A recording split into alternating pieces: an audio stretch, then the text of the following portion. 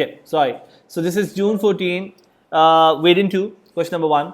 By 2030, as the human population grows, the world will need at least 50% more food, 45% more energy, and 30% more water from the same resources. What does this statement directly indicate? Well, basically, this will indicate the economic problem, which means that there will be resources that will be required because of unlimited wants and limited resources. You will have problems of scarcity that will come about.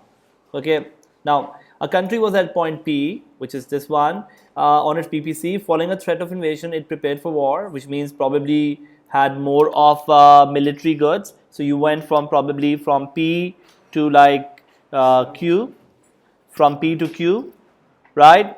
And then they said this, that the war then reduced the country's infrastructure, which means PPC must have moved backward. Because if there's a reduction in quantity or a reduction in quality of resources, the PPC will shift backward, right? So they're saying, what are the most likely changes on the PPC diagram that are consistent with these events? So, well, because of more military, we go from P to Q, right? And then because the invasion of the reduction of the infrastructure, we go from Q to S. So B is the right answer. Now Q to R, why would that not be the case? Because there is not unemployment going up, but there's a whole infrastructure that is being reduced. And that's why the whole shift of the PPC will take place. That's why P to Q and then Q to S is the best answer. Make sense? So that's why this would be the case. The third one says, which is a normative statement? Well, normative statement is always a value judgment, right? So where do you see a value judgment? And the answer would be D, where they say that unemployment is more harmful. More harmful. You can't really prove whether this statement is right or wrong. Like, look at A. A says a reduction in unemployment below a certain level will lead to higher inflation. Well, you can prove it right and wrong through data. You can't prove D right and wrong because this is somebody saying this is more harmful, this is more dangerous or whatever. It's somebody's opinion, right? So you can't prove it right and wrong. So 3D is the best answer. Okay, questions, anyone? Okay, number 4. C says inflation can be reduced only by increasing the level of unemployment. You can look at whether other policies will work or not.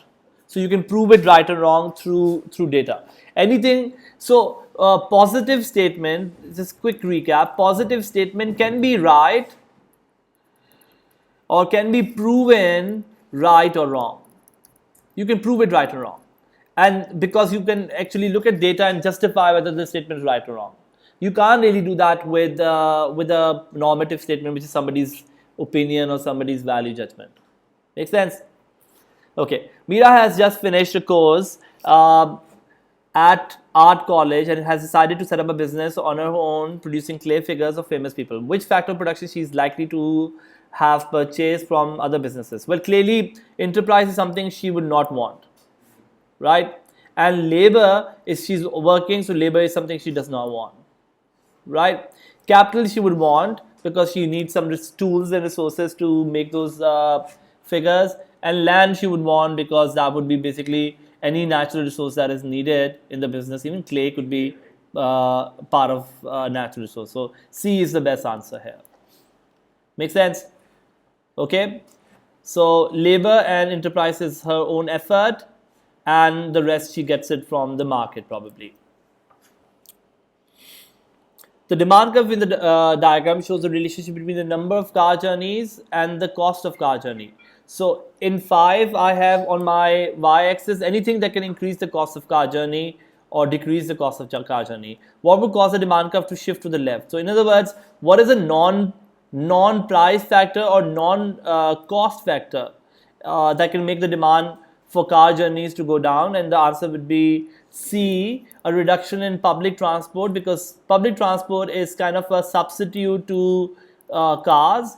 And so if the public transports become cheaper, if price of public transport goes down, people will buy more of public transport, but that would mean a shift of the demand curve backward for the cars. So number of car journeys will go down for all level of cost. So C. Make sense? What is D going to do? The introduction of tolls on motorways. The cost of car journey will go up. Similarly, reduction in petrol prices will make cost of car journey go down. And this is a movement along the curve. This is a movement along the curve. In fact, a reduction in car tax will lower the cost of tax, which is also going to be a movement along the demand curve. But only C is the shift of the demand curve. So 5, question number 5 cast C is the right answer. Okay, the diagram shows the market for milk. The two conditions change. The cost of cattle feed rises sharply, and this is followed by the government raising the tax on cheese, which uses milk in its production. Which changes in position on the diagram of demand curves for milk are consistent with these events? Now, there's a little trick here. They didn't give you any original point, and they gave you two things happening. So let's first figure out what will the two things do. The cost of cattle feed rises sharply, supply will shift backward. So supply will fall, which is followed by the government raising tax on cheese, which uses milk, which means demand will also fall. Got it? Makes sense? Because what this is demand and supply for milk. And the cost of cattle feed goes up, which means supply will fall because the cost of production is going up, right? So let's say if I was at X, for example, I'm just saying, or let's look at first option from W to X. Let's say if you were at W, would you go to X? Well, you could go from W to X if the demand curve is shifting backward, maybe, right? And then from X to Z, supply curve is shifting backward. X to Z. Oh, sorry. Yeah. Okay, X to Z. Let's look at this one. You're saying X to Z? X to Z would mean supply curve shifting backward. And then Z to Y would mean demand shifting backward. That could be true. So C. But what is happening with W to X would mean basically the problem is with W to X is like the two things happening for us to become W to X, because let's say if you were at supply curve, like here W to X would mean supply curve will shift to the right when the demand falls. So that can't be true. Make sense? So the best answer for 6 is basically C, where X to Z is basically supply curve shifting backward, and from Z you move to Y, which means demand curve shifting backward. Okay, is it fine? Any question? Okay, if the elasticity demand for a commodity is unity, an increase in price, we know this, that if the demand curve is unity, then this would mean you have a rectangular hyperbola, which means expenditure will remain unchanged. But when the price goes down, for example, or let's say price goes up, as the question is saying, the quantity demanded will go down. So A is the right answer. But total expenditure will remain unchanged. Consumer surplus will get affected for sure. When the price goes up, consumer surplus will go down, and the quantity purchased would be going down.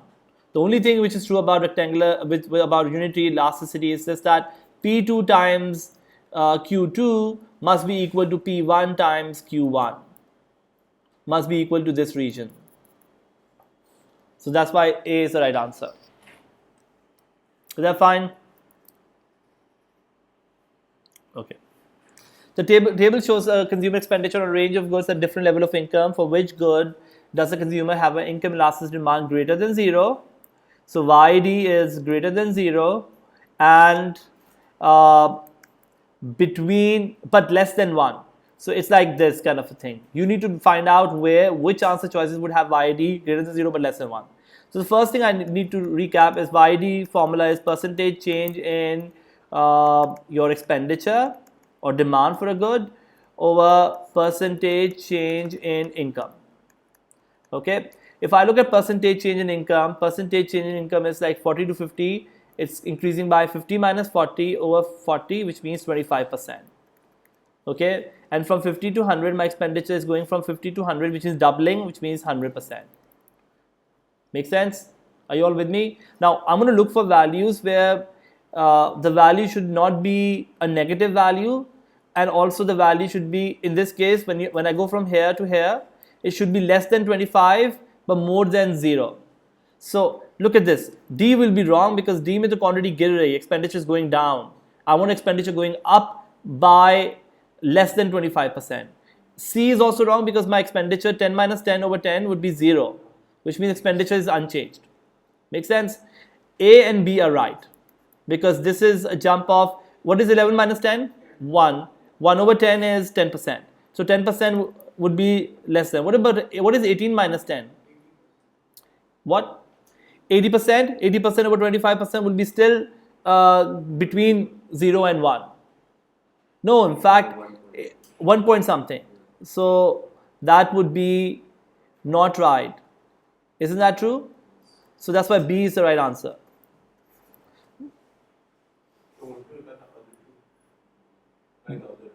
The other part, this is basically, let's look at this. 20 minus 11 over 11 times 100 is roughly what? 80 something percent.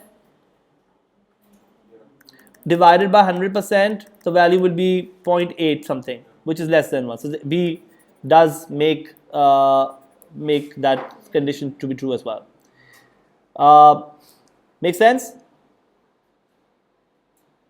Have I done this right? Right? 50 minus 40 is 10. 10 over 40 is 25%. And what is 18 minus 10? 8. This is 8 over 10 is 80%. Makes sense? So that's why A is wrong completely. B is the right answer. Is that fine? So value यहाँ से यहाँ पर 10 to 11, it's less than 1, more than 0. Again 11 to 20 is less than 1, more than 0, which is what they want. Okay? Are we good to move on? Okay, the next question is, what might cause the market supply curve to shift to the right? So supply curve shifting to the right has to be increased government subsidies. Yes. Labor costs will do what? Shift it backward. Advertising will increase the demand. Lower income tax will increase the demand. So A is the right answer. Supply curve shifts to the right when the government is giving subsidies. The diagram shows 4 different straight lines. What can be concluded? Well, let's look at each. S1 has unitary elasticity. No. S1 has what? PES equals to 0. Make sense? If it ever comes from the quantity axis, it has to be inelastic. If it's completely vertical, it's perfectly inelastic. But if it was like this, I would have said PES is still less than 1. Okay? S2 has 0 elasticity. S2 actually has a PES equal to 1. S3 has constant elasticity. Well, we know this, that S3 would have a PES greater than 1, but as Q rises, PES falls. So it doesn't have a constant elasticity. And the reason why this is true is because, remember, we use this formula, PES is equal to, in fact, let me write this again, PES is equal to 1 over slope times P over Q. Right? Now, when you have a supply curve like this, quantity is rising faster than price. So Q, the denominator, will be rising faster than the price, and as price goes up, as Q goes up, your PES will fall. We don't need to know this from the exam perspective, but you need to remember this, that whenever the curve is originating from the price axis, it will have an elasticity greater than 1. But as your quantity or price goes up, PES falls. Whenever a curve is originating from the quantity axis, like for example, let's say S5, I would say PES is less than 1, and as Q rises, PES rises. Okay? S4 has infinite elasticity, and that's true. The PES for the curve here is actually greater than 1, in fact is equal to infinity. The firm can produce infinite amount of quantities at a particular price P. So D would be the right answer. Okay? The diagram illustrates the effect of placing a specific text, supply curve shifts backward, equal to Jm. Which area represents the total text receipt? That's going to be Xjmz. Make sense? So before text the price is y, after text the price is shifting to x, and the vertical distance is the amount of the text. This vertical distance xz is the amount of the text times this quantity. So this region here is my total text receipt. Okay, what's the consumer burden of the text? Xjly. What's the producer burden of the text? Ylmz. So that's what it is. They may ask us this as well in another separate question, so but we need to know this as well. Okay, so but text receipt is Xjmz. Okay, what is consumer surplus? It's the difference between what consumers are willing to pay versus what they actually pay. So this therefore C is the right answer. The difference between what consumers actually pay for a good and the maximum amount they're willing to pay. Make sense? Definition questions, there's no confusion here. So C. In a market for a good, both demand and supply curves change at the same time. Which combination of changes would enable an economist to predict with confidence that more resources will be needed in the production but not the direction associated? So the deal is this, that they're saying the demand and supply are changing, right? And they're saying that you will for sure say that there is more production happening. So clearly, if more production is happening, I want demand to increase. Because if demand goes down, production will go down. I also want supply to increase. Because if the supply goes up, I know production will definitely increase. Make sense? So let's look at this case. Demand and supply is D naught, S naught, and right now you're producing, let's say, P naught. In quantities Q naught. And let's say demand goes up. At the same time, let's say supply also goes up. And I'm right now making a case where demand and supply are kind of going in an equal proportion. For sure, quantity has gone up. Make sense? But the price, it will depend on the relative magnitude of the shift of demand and supply. So we can predict the quantity for sure, but we can't predict the price. So that's why the best answer would be demand to increase and supply to increase in order for quantity to definitely increase. Make sense? And that's why D is the right answer. Okay?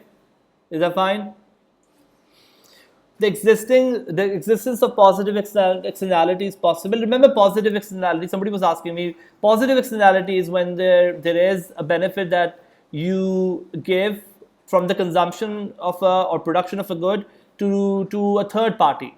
So the problem with the positive externalities are that because no one gets compensated for positive externality, you don't really care about consuming that good because you only look at your private benefit, you don't look at external benefit.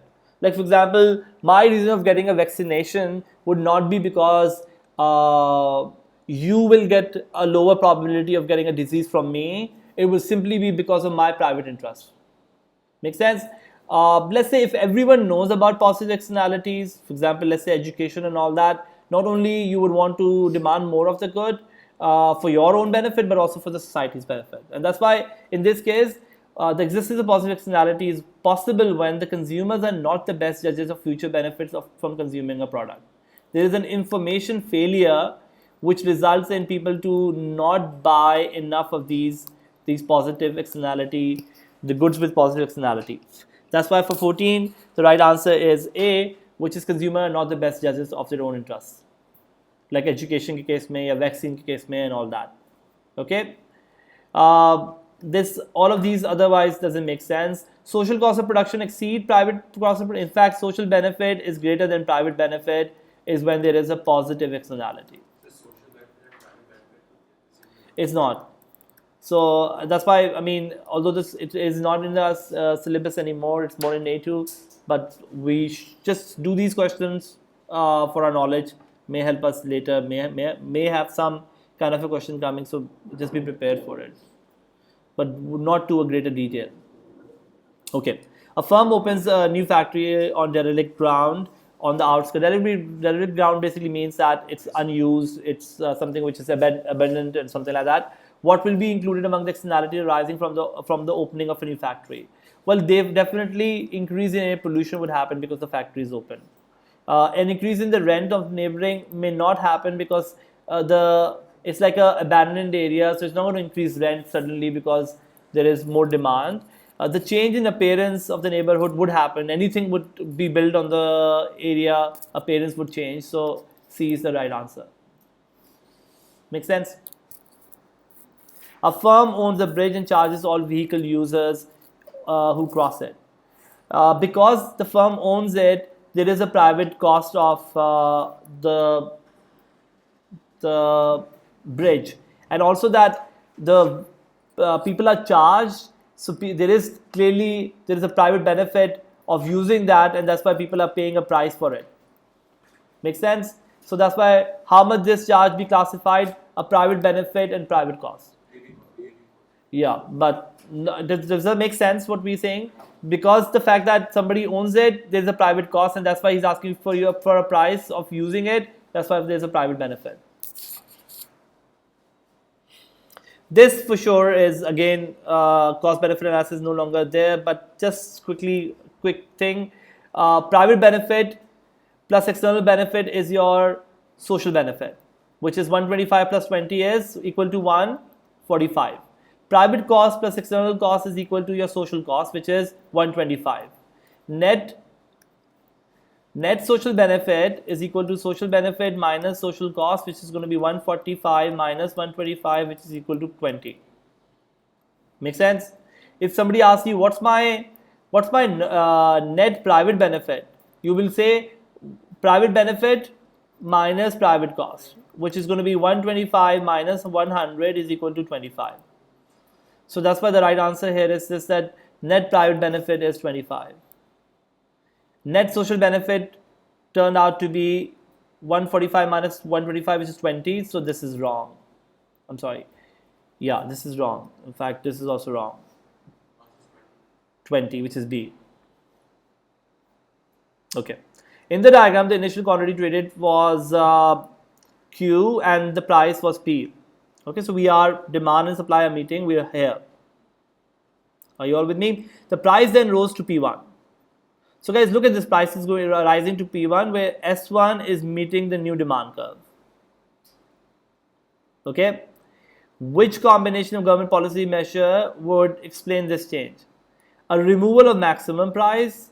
Let's say if the maximum price is removed, this could be true because right now demand and supply are such that the quantity demanded is more than quantity supplied. So it could be possible there's a removal of maximum price happening. When the maximum price goes away, you will go back to an equilibrium of DNS. Let's say point X here. Isn't that true? And the imposition of an income tax. Income tax, what does it do?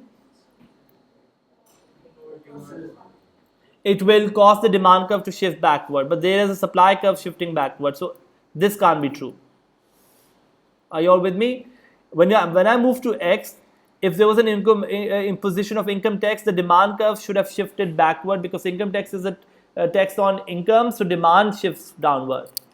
The removal of maximum price, which makes sense, and the removal of subsidy, which also makes sense, because if you remove subsidy, supply curve will shift backward. So that's why when the maximum price was removed, you move from point, let's say, W to X, and then when the imposition of subsidy, the subsidy was removed, you move from X to, let's say, Z. Make sense? So that's why B is the best answer. Okay? And it made sense, the trick here was like the maximum price, because demand and supply was like this, and yet the price was P. This means the price is below equilibrium. It has to be a maximum price. So B is the best answer. Okay, number 19. The table shows the output of cars and television per worker per week before trade and specialization.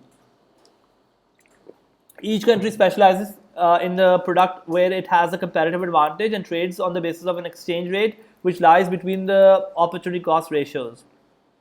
Which change will stop the country specializing? So let's find out the opportunity cost first or comparative advantage, and let's then figure out which is acceptable exchange rate and which is not an acceptable, because they're saying that they stop specializing. So for country X, it's like 2 cars is equal to 6 televisions, or 1 car is equal to 3 televisions.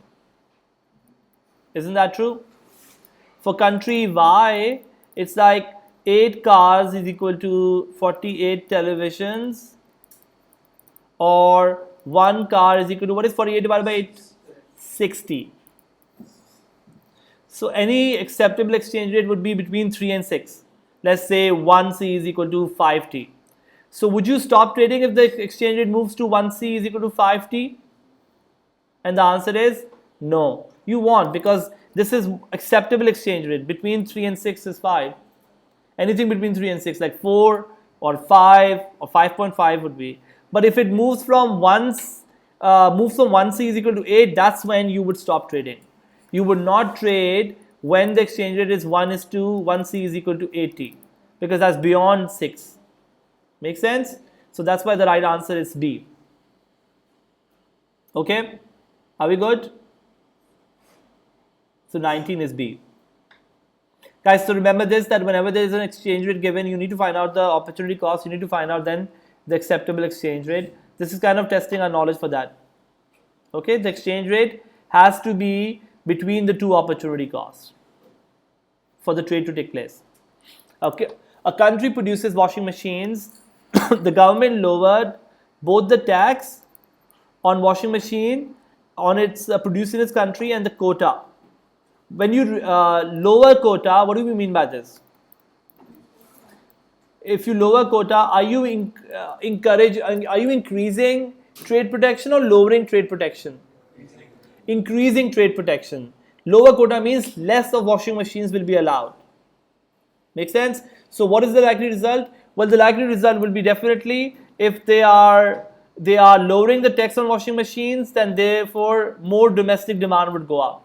At the same time, if they are lowering quota, which means less imports, which also would mean more demand for your domestic machines. So the right answer would be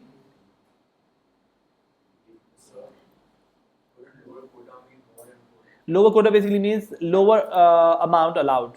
Quota is the limit, so lower limit. So now basically balance of trade would improve. Price of washing machines fall. Price of washing machines may go up if you are not allowing the cheaper domestic substitutes to foreign substitutes come. You lower the tax, that makes sense. But quota on imports of foreign machines is going down. So that's the problem. No, but these prices of foreign washing machines. Prices of? Foreign washing machines. Yeah, so they may go up. Because supply goes down, let's say quota may be, when your demand and supply is like this, right? Supply goes down, foreign machines would definitely, foreign machines will definitely become expensive. Quota means less of the machines allowed. So supply, in other words, are going down. Make sense? So why would the balance of trade goes up? Because number one, you are increasing protection on washing machines. Number two, you are reducing the taxes on domestic washing machines. Okay. The diagram shows the effect on the quantity of an import to the domestic market of the removal of a tariff. You remove tariff. Okay. If you remove tariff, your price will now go to basically P1. How much will the quantity of imports increase? So with tariff, this is the import, which is 10. Without tariff, your level is 48 minus 15, which is equal to, what is 48 minus 15? 48 minus 15 is 23? 33. 48 minus 15 is 33. How much of the quantity increase? So 33 minus 10, which is 23. So 48 minus 15 was 33, and previously it was 10. So the net effect or net change is equal to 23. Okay. A group of countries joined together to form a single market with a single currency. Which term best describes the resulting organization? Well, in this case, if there's a single market and single currency, we're looking at more of an economic union. Make sense? In a custom union, you don't have single common currency and a single market. Common area is where you have a single common market kind of a situation. So that's not here. So B is the best answer. Yeah, monetary union could have been a possible answer. Yes, single monetary currency. The table shows the unemployment rate and the size of labor force in 4 countries. Which country has the highest number of people in employment? So if I ask you which one has the lowest employment rate? D. No, I'm asking you which one has the lowest unemployment rate, which means highest employment rate. So lowest unemployment rate is Turkey. Turkey also has therefore the highest employment rate. So 27.4 times, let's say 100 minus 8 is 92%. This is probably the highest number of people in employment. 25.2. D. Okay.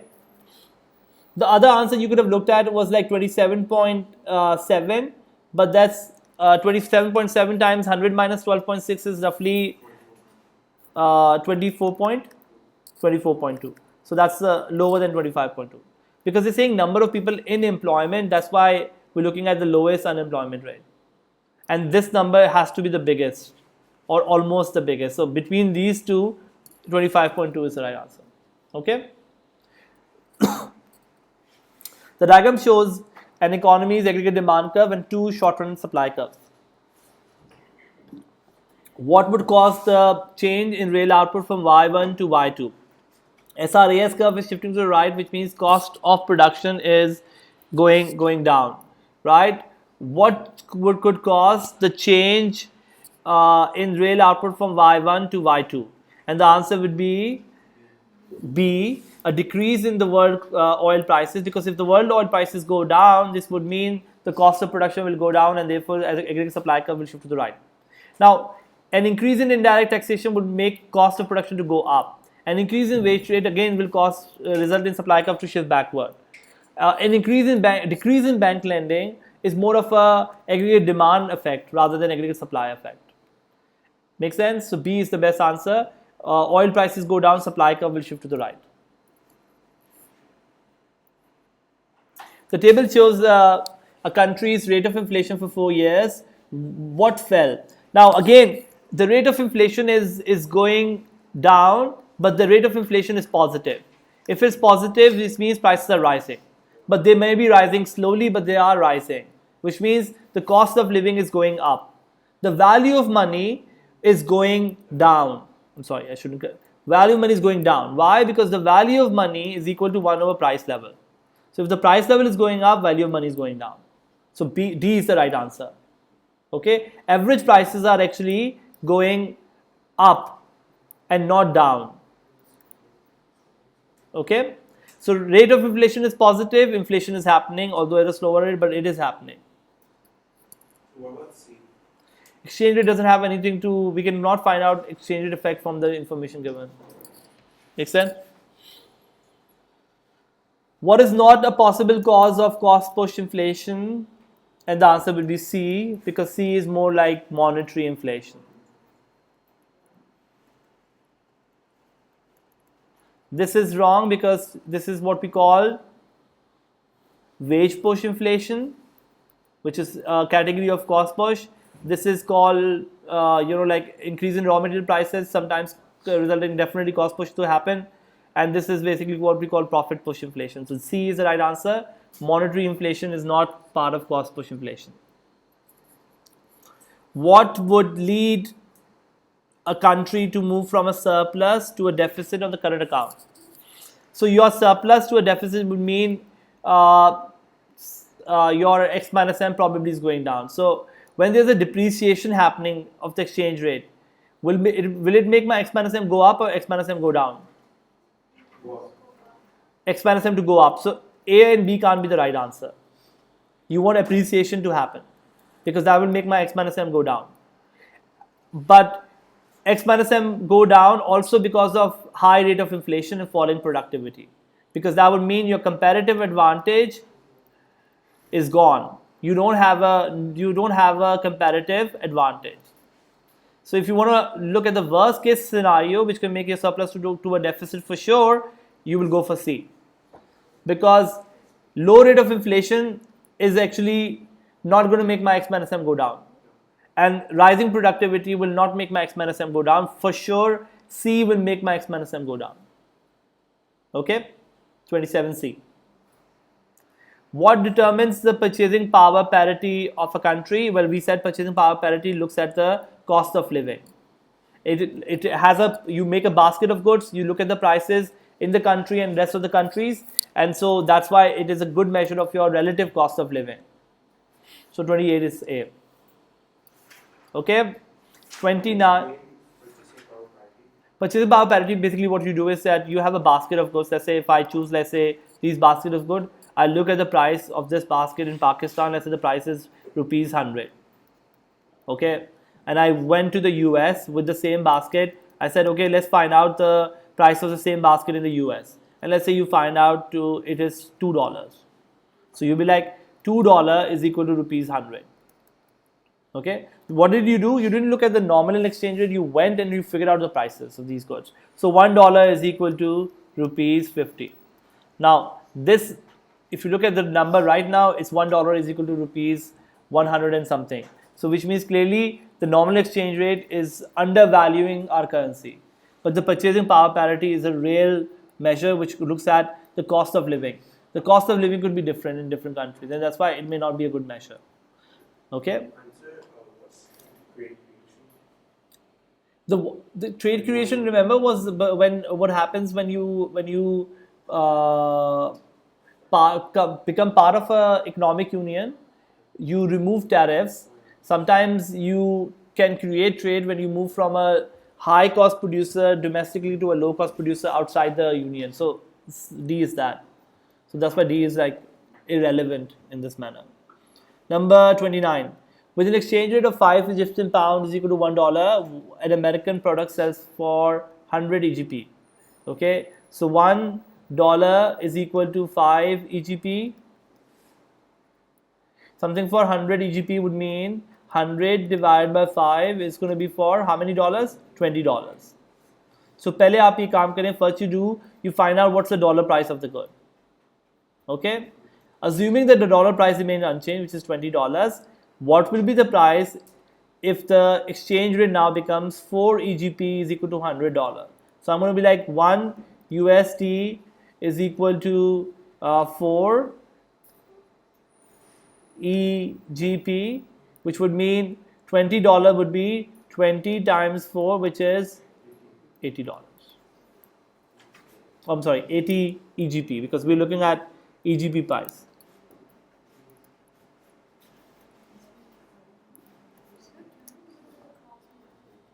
I mean, ultimately it's kind of this, but you're looking at, first you need to find out the dollar price. So first step is that if $1 is equal to 5 EGP, 100 EGP, a good for 100 EGP would mean it's for $20. And with the new exchange rate, it will be, given the price is the same, $20 times 4 would make it 80 EGP. So that's why B is the right answer. Okay. Last question, the US Central Bank raises the interest rates to improve the balance of payment position. The diagram shows the resulting changes in demand for and supply of in the foreign exchange market. We know this, when the interest rate goes up, hot money flows in, and hot money flows in, demand goes up, supply goes down. Why would demand go up? Demand goes up because a lot of people will put the money in your country because the interest rates are going up. Why would supply go down? Because domestic individuals will also bring the money from abroad back to the country. So they will supply less of the currency in the foreign exchange market. When the demand goes up, so I should write this. My demand going up would mean this is my D1, this will be my D2. My supply going down would mean this is my S1, this is my S2. So Z is D1, Y is D2. X is S1 and W is S2. So D is the right answer. Make sense? So that's how you do it. There's a room for doing mistakes, so do it slowly and make sure you don't do a mistake. Okay? Thank you very much.